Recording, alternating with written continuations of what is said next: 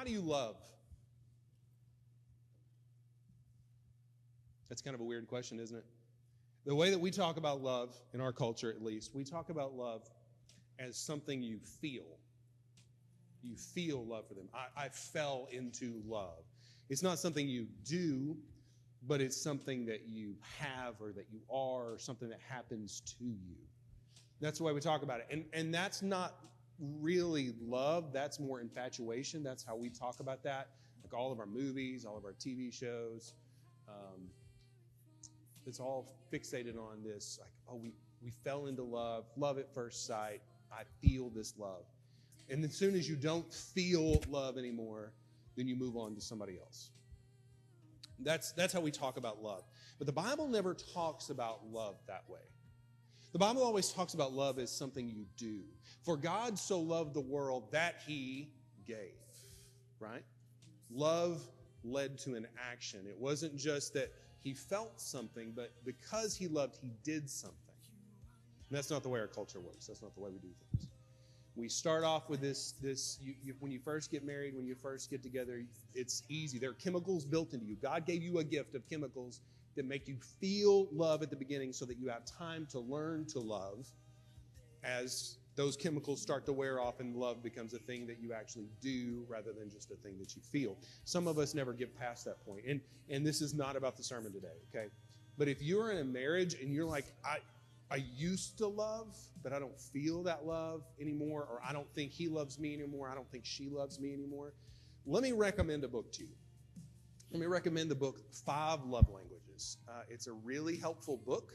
And what it does is the 5 love languages, and I cannot remember the author's name right now. I'm sure it's written down back there somewhere. I can't remember his name right now. But what the author does is he talks to people about how love should be an action, not just a feeling, and how each person, the way that they express love or receive love is different. Let me just give you an example. So for me, I express love and feel love through acts of service. I show you love by doing something for you. That's how I feel. And I feel loved by somebody when they do something for me. So in our marriage, this is how I express love, is I do things for Brittany. I complete tasks for her. That's how I do that. She does not feel or receive love in that way, and so it's a complete waste of time. She feels and shows love through what's called words of affirmation. She says nice things. She gives compliments because that's what she wants. That's how she feels loved, is through that. And I show her love in a way that she doesn't understand it, and so she feels unloved. And she shows me love in a way that I don't understand, and I don't feel love. And so we're both loving at each other, but neither of us are receiving that. And so if this is a struggle in your marriage, 5 love languages, go through it together, figure out what that is. But then you have to actually do it. I know what her love language is. That doesn't mean I'm very good at doing it. Because again, if she was right, she would understand. I just keep waiting for her to grow, you know? How we love and the way that we show love. First of all, love should not just be a feeling, it should be an action, but it also should be an action in the way that the other person receives it as love. I wash the dishes for Brittany, which I don't. Kids do that. That's what we got them for. I do something else for Brittany, right? I go put gas in her gas tank. She's like, good, I'm glad you did that. Now I'm like, I'm trying to show you love, but it's not received that way. But we have to think about, okay, do I love somebody and how I love them in an effective way? So let me ask you this question. How do you love God? Do you love God, first of all? And if you do, how do you express that love to God? Is it just a feeling that you have? You're like, oh, I just have a warm, fuzzy glow when I think about God, and it's just nice. And he's supposed to receive the emotion of love as love? Is that what it is? Or are we supposed to show God love in the same way that we're supposed to show one another love, in a way that it can be received as love, as an action, not just as a feeling? How do you show God love? If it makes sense that we're made in God's image, and we give and receive love in a particular way, then it makes sense that the God whose image we are made in wants to be loved in a particular way. Does that not make sense? We've been looking in Mark chapter 12. We started at the end of Mark chapter 11, and then we're going to finish up in Mark chapter 12 about people who are focused on the wrong things. Jesus had a group of people approach him. They said, by what authority are you running us out of the temple? By what authority are you running, shutting down our enterprises over here? By what authority do you do these things? And he said, I'll tell you by what authority I do that if you answer a question from me. Who did John the Baptist come from? Did he come from God, or what did he teach come from himself? And they would not answer the question because answering the question would require them to take a stand on an issue they didn't want to take a stand on. And Jesus said that I'm not going to deal with you because I'm tired of people who will not make a choice. I'm tired of people who will not take a stand on the truth. I'm tired of people who are focused more on their profit, on their own kingdoms, on their own plan than they are on the truth. You won't listen to me, not because I'm wrong, but because it's not beneficial for you in this earthly sphere for you to listen to me, at least from your perspective. And from that point, they began to attack him, and they would attack him on things about marriage, right? They attacked him on marriage. They attacked him on government policy. They attacked him on politics and said, answer this question for us. And the whole goal of it was to try to either make the Roman government angry with him or make the people angry with him. That was the goal of all their questions. And so what he does in answering those questions is he exposes if they're focused on the wrong things. They say, should we pay taxes to Caesar? And he says, yeah, pay your taxes to Caesar. Render unto Caesar what is Caesar's. Render unto God what is God. Y'all are focused on the wrong things. You spend 5 minutes in the Bible so you can watch Fox News the rest of the day, and it should be the other way around. Give God what you got to give. Give Caesar what you got to give Caesar so you get him off your back and focus on what matters. They ask questions about marriage and the resurrection. And he said, you don't understand this question. You don't understand what it's about because you don't understand the purpose of marriage. You think that marriage is all about getting what you want out of it. But that's not what marriage is about. Marriage is about bringing a small piece of eternity here where you have unconditional love here and now in this place. And when we get to eternity, this one little piece won't be needed anymore. Instead, you will just have that relationship and it will be everywhere else too. He says, you don't understand. So he's answering these questions about focus. Their focus on things. They come at him trying to attack him. He turns it around and exposes their own lack of understanding and their own misplaced focus. And then we get to this section that we're at today in Mark chapter 12, verse 28. And where we're at here, we got all these people attacking him. And you can go back and look at this and you can see the group of people there. The chief priests came to him and said, how dare you do these things? And he responds, and then they send people that should not be working together to come and attack him. They send the Herodians, which are a political group, along with the Sadducees, or Pharisees. I can't remember which one. It's been too long. So they send a political group and a religious group together that hate each other to attack him. And then they send another religious group that hates him to attack him. And while he's being attacked, they're not like in a conference room where nobody can watch, but instead there's all these people watching as he's doing all this at the temple. And while this is happening, everybody involved is not part of the conspiracy to attack him because other people are milling around. And in verse 28, one of the scribes came up and heard them disputing with one another. He's not part of the gang. He's a scribe. What's a scribe? These are the people that would copy the law. Their job was to copy the law, copy the law, copy the law, copy the law. And because they copied it, they were considered the experts on it. They were the lawyers because they're the ones that copy it all day long. They know it better than anybody else.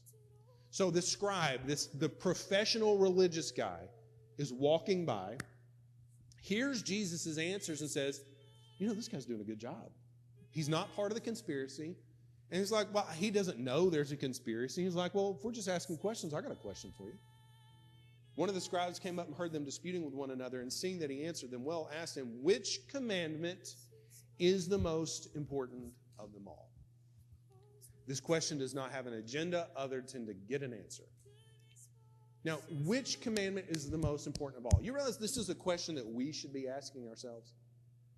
It's an important question because you got all these situations where there's right and there's wrong, and it's different in different situations. What's the right thing to do? What's the wrong thing to do? How do I honor God in everything? And what this guy says is, okay, we have 600 plus laws. What is the one that if I do this one thing, then I will obey God in everything else? Because I can't remember all these laws. I think Beckham has a shirt that says there's too many rules to obey them all. which I disagree with. But if we're going to obey God in everything, is there one thing that we can grab onto? And if I obey God in this one way, that it'll allow me to obey God in everything else? That's what this guy asks. And you think about the commandments, like, what's the purpose of the commandments? Why are they there? Is it just God's vindictive and he likes to be controlling, so there are these rules? No.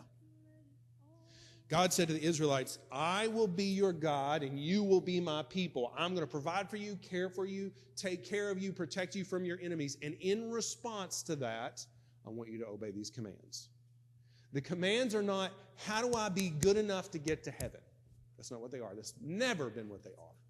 But it's, since I belong to God, how do I respond to God in this relationship? Brittany and I got married. We did that a long time ago. You'll be relieved to hear. We did that like a long time ago. And when we got married, we made vows to one another. We made a commitment about what this marriage was going to be about and how it was going to go. And we gave each other rings. And then the guy signed the document, and we were married, right? And we are married. Because we entered that relationship, we're there. Now, I talked to you about how we love one another, that she loves through compliments, and I love through acts of service. That's how we love one another. If we do this, that doesn't make us married, right?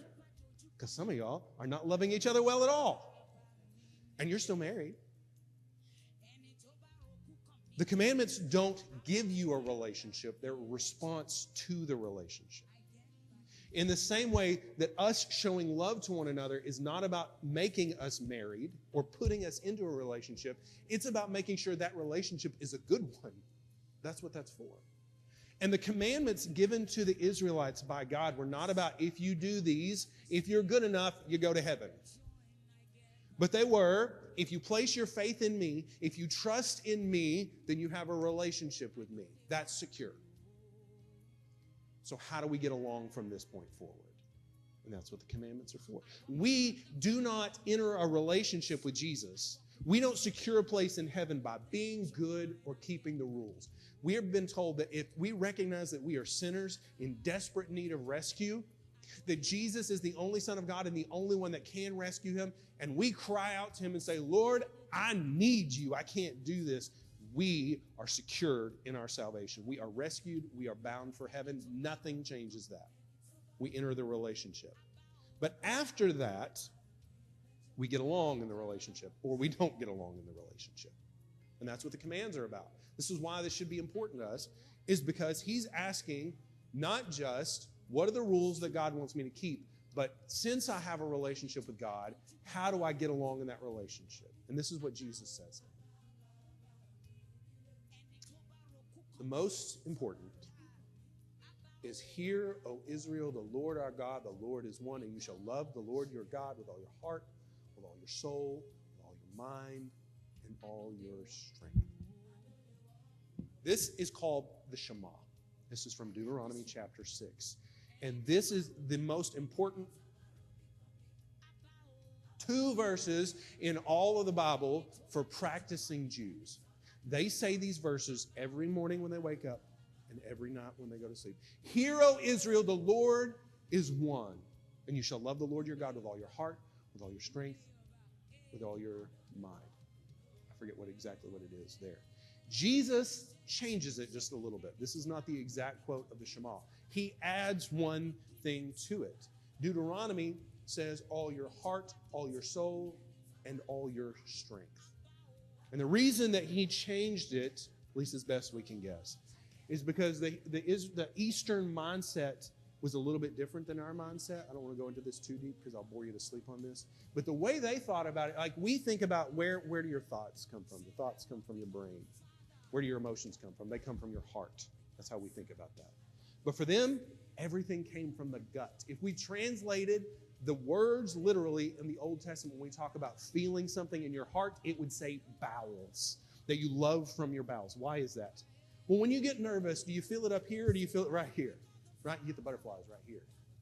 When you're upset about something, you're excited about something, you don't feel it in your head. You don't feel it in your chest. You feel it in your gut. And so when they said it, he's like, I want you, it's not just that mind is not a part of this, but they didn't have a concept of, they didn't have a word for brain, okay? They're thinking about everything coming from the gut. It's all in one place. But because the people at that time that he was talking to had a Greek mentality, which is that the mind is the seat of thought and the heart is the seat of emotion, he said it a little bit differently. So it's not an exact quote from the Shema, but he says, okay, you want to get along with God, you got a relationship with him, you want to get along with him, here's how you do that. Love the Lord your God with all your feelings. No. You want to get along with God? This is how you show God love. This is how God receives love. You love him with all of your heart, with all of your soul, with all of your mind, with all of your strength. We're going to talk a little bit more about how you do that in just a minute. And then in verse 31, the second is this: you shall love your neighbor as yourself. There is no other commandment greater than these. This comes from Leviticus chapter 19. They didn't talk about this one very much. Every day they're praying twice a day. Hear, O Israel, the Lord your God, the Lord is one. You shall love him with all your heart, soul, and strength. And love your neighbor as yourself didn't really come up very much. They did these things. But Jesus says, okay, you want to get along with God. You want to get along with God. You got a relationship with him. You want it to be a good relationship. You have to love God with all your heart, soul, mind, and strength. And you have to treat other people the way that you want to be treated. That's how you get along with God. All the other commands can be summed up in these things. And if you do these things, you will do everything else. Love him with all your heart, soul, mind, and strength.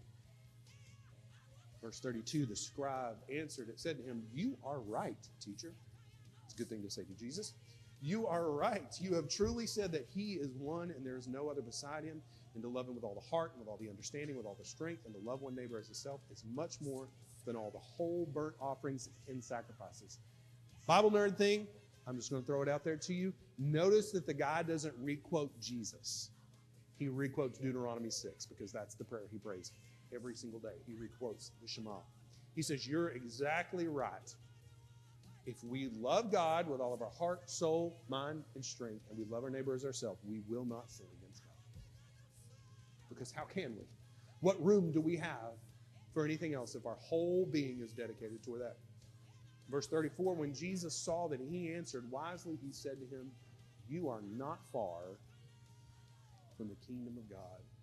And after that, no one dared to ask him any more questions. What does it mean to not be far from the kingdom of God? It means you're not in the kingdom of God.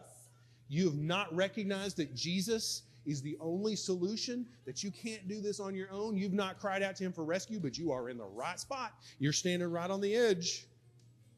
And once you get this, it'll be an easy step. A lot of our kids are not far from the kingdom of God. We take these kids to church camp, or we do things around here with them, and there's like a moment when it clicks for them. And they can tell you all the answers the day before, and they'll give you the exact same answers the next day, but there's a moment when the understanding clicks. They get it. And that's where this guy is at. He's right there on the edge, ready to step over the edge. So Jesus says, that's the whole text. That's the whole text that we're going to talk about today. The guy says, I want to know how to have a good relationship with God. What do I do? He says, love the Lord your God with all your heart, soul, mind, strength. Love your neighbor as yourself. And so this is an important thing for us to talk about, because if you come in to sit down with marriage counseling me and you're like, hey, I want to know, we want to have a bad marriage. Nobody's having an affair. Nothing else is going on. We're just really not talking to each other. We're not feeling it. We don't really feel love for one another. Like, we do love each other, but we don't really feel that anymore. The first thing that I'm going to do is going to talk to you about love languages. I'm going to talk to you about how you show one another love. I'm going to talk to you about how to repair this relationship, not by changing anything about how you feel, but changing how you show how you feel. And when it comes to your relationship with God, you're like, you know what? I really need you to pray, because I really don't feel close enough to God to pray. I don't feel like we have that kind of relationship. I know I'm saved. I trust in him, but I don't really feel like I can pray. In fact, if I show up to pray, it's probably going to make things worse. So I'm just going to tell you what I need, and I'm going to have you pray.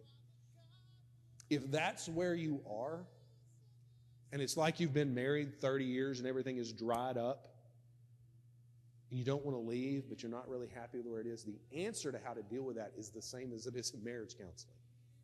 The answer to that is right here in how you show God love. And the effort of showing God love actually changes you. So how do we love God with all our heart, soul, mind, and strength? How do we do that? Because it's one thing to read those verses off and say, yes, good idea, we should do that. And it's another to know what that actually means. So let's start at heart. And I have a lot of notes that I'm going to try not to say anything about the way that they thought about things and the way that we think about things, because I will just lose you and I will have a good time and nobody else will. So I'm going to try to leave all of that out and just address exactly what it is that I'm talking about. First, let's talk about the heart. How do you love God with your heart? Well, you have to think about, what do we do with our hearts? Even though we all understand the heart only pumps blood, this is still how we think about this. What does your heart do, at least in the way that we think? Your heart feels emotions and feels desires. That's what your heart does. Your heart sets emotions and desires. So how do you love God with your emotions? Well, how do you love somebody else with your emotions? The way that we increase love for somebody else is by reflecting on what they have done for us. When you're ungrateful for things, when you don't think about what somebody's done, it's really easy to dismiss somebody. But when you sit there and you go through, they've done this for me, and they've done this for me, and they've done this for me, what does that cause? It causes an emotional response. How do you love God with your emotions? How do you do that? If you're like me and you're like, I don't really feel love. I'm a guy and I don't really feel love. How do I do that? Reflect on what God has done for you. Thank God for what He has done. You count your blessings. Name them one by one, to pull out the old song. Reflect on what God has done for you. Because just like with anybody else, when you list all the things that somebody else has done for you, it causes an emotional response toward them. And it's the same with God. We're told that we love Him because He first loved us. So list for yourself, what has God done for you? How much of your prayers are your Christmas list, and how much are gratitude? When you spend all of your time in your conversation with God talking about what you want from Him or buttering Him up to give you what you want, you're not going to feel a loving response to God. Just think about my kids. Like when we cook for them and they just complain. We cook something that's good. Cooper has finally moved to the point that he likes food that is good. And he's like, man, this is really good. I don't know why I've not eaten this before. I'm like, me neither. I don't know what we've been doing all these years. When they're not focused on what somebody else has done for them, the response is very different. It's, why didn't you do this differently? I don't want to do this. I don't care about the mess on the floor. I don't want to go there. But whenever you start with gratitude for what they've done, the response is very different. You make me something that I don't like, I'm going to eat it and pretend. Why? Because I'm old enough and mature enough to focus on what you have done for me. And it changes my response. And when your response to God, whenever you talk to God and it's all, give me this, and you're great and stuff too. Please give me this and this and this. You're not going to feel love towards God. But if you will change your prayers and you say, you know what, this morning I'm going to pray, and all I'm going to do is I'm going to list everything that you have done for me, your response, your emotional response to God is going to be different.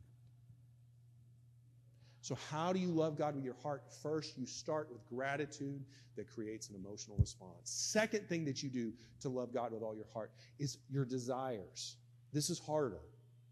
The desires of your heart, setting those things on God. You say, well, I don't really control my desires. I don't really decide what I want. Yes and no.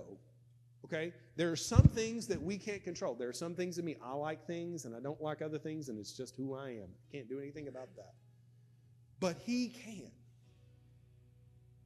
So if you want to change the desires of your heart, to set those desires on Him and love with Him the desires of your heart, start by asking Him to change the desires of your heart. Like, Lord, I need to love you. And I don't, it's not that I don't care. It's just that I don't know how to want to love you. And I need you to give me that desire. so that I will have that response towards you? Can you help me love you? Can you help me set my desires on the things that you care about? Can you help me set my desires on time with you? Can you help me set my love on you? Because I can't do it. Ask God to help you. But there is something you can do about the desires that you do have. Did you know that every appetite that you have control over whether it grows or shrinks? You do. If you feed an appetite, it grows. And if you starve an appetite, it withers. Bringing water to plants the other day. And what do you know? If that big, stupid, fiddly fig didn't put off a new leaf. And she says, that dumb thing, every time I water it, it puts off new leaves. Like, what do you know? That's how plants work. When you feed something, it grows. And when you starve it, it will shrivel. So you say, I don't have any desires to think about. I do, but I just do other things. If you will starve the desires that you have that lead you away from God and feed the desires that you have toward God, guess which one's going to grow and which one's going to shrivel? Doesn't mean it's going to go away. But you talk to somebody let's talk about alcoholism, where they've got this just overwhelming urge and desire and need for alcohol. If they can ever quit, that desire never goes away. But it shrinks over time as they feed the other things and starve that. Now, whenever they feed it again, it's going to pop right back up. It's a weed. It's going to pop back up fast. But for as long as they are feeding the other desires and starving this desire, the others will grow and this will shrink. And if you will feed the desires that lead you to God, if you're like, you know what? I'm going to be in my Bible and I'm going to spend time in prayer and I don't care if I want to. I'll skip something else. I'm going to get up early. I'm going to get it done. Your desires will grow. If you say, you know what? I don't want to be back there with those kids. I want to sit up here where it's comfortable. I've worked all week, but I'm going to serve God with those kids. That desire is going to grow because you're feeding the desires that you have. You say, well, I don't really have it. It's got this little desire, but it's not really much. You're starving it to death. Of course, it's not very strong. But if you will feed that desire, it will grow. So how do you love God with all your heart? Gratitude and doing the things that you know you need to do regardless of whether you want to or not. Same thing with everything. You want to get in shape? Don't eat the things that you want to and work out. You say, but I don't want to do that. Me neither. That's why I am the way that I am. But feed the things that you want to grow and they will grow. Starve the things you don't want to grow and they will not grow. They will shrivel. How do I love God with all my heart? How do I love God with all of my soul? Do y'all know how to do anything with your soul? That's hard. That's because we think about it differently. When we think about soul, and this is largely informed by cartoons, like we think about our soul, it's the glowing thing inside us that doesn't do anything, but that leaves our body when we die. That's what we think. It doesn't do anything. We don't think about our soul. It doesn't do anything. But they didn't think about their soul that way. In fact, they thought of their soul as themselves. They were their soul. When you read through, and I wrote down what the exact word was, but you don't care. The exact word for what they use with soul, that Hebrew word, they use it for all kinds of things. They use it as a pronoun to refer to themselves. My soul longs for you is saying, I long for you. They would use the word soul to refer to their throat, that the things that come out of their throat are the things that come out of their soul, that they are their soul. So for us, you say, love God with all your soul. We're like, the glowy part. I don't know how to do that.